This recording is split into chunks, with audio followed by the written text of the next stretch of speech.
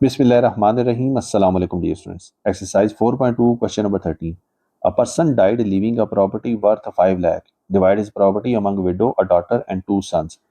Question की statement में बताया गया है कि एक आदमी 5 लाख रुपए की प्रॉपर्टी छोड़ के फोत हो गया। इस प्रॉपर्टी को उसकी एक बेवा, एक बेटी और 2 बेटों में डिवाइड कीजिए। डियर स्टूडेंट्स, उसकी जो टोटल प्रॉपर्टी है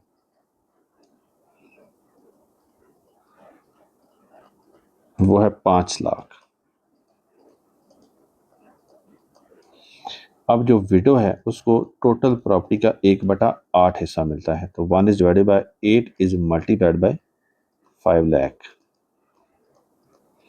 तो विडो को जो हिस्सा मिलेगा वो मिलेगा 62,500।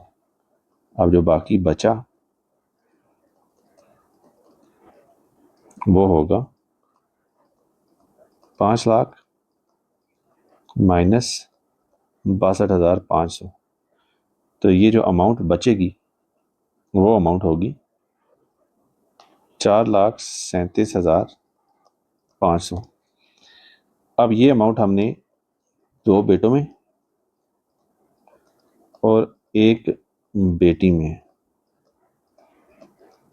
डिवाइड करनी है। अब एक बेटे को जो हिस्सा मिलता है प्रॉपर्टी में से वो 2 हिस्से होते हैं, तो एक बेटे को 2 हिस्से मिले, दूसरे बेटे को 2 हिस्से मिले और बेटी को 1 हिस्सा मिला, तो टोटल प्रॉपर्टी जो है वो डिवाइड होगी 5 हिस्सों में। अब हम ये देखते हैं कि एक हिस्सा जो है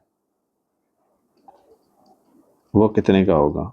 तो एक हिस्सा जो होगा वो रिमेनिंग जो अमाउंट थी 4,37,500, इसको हम 5 पे डिवाइड करेंगे तो हमें एक हिस्सा मिल जाएगा। ये एक हिस्सा होगा 87,500।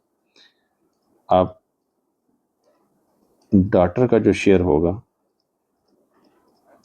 क्योंकि एक हिस्सा है तो 1 इज डिवाइडेड बाय 87500, तो ये अमाउंट यहीं बन जाएगी 87,500। अब देखिए जो बेटा है, जो पहला बेटा है, इसका जो शेयर होगा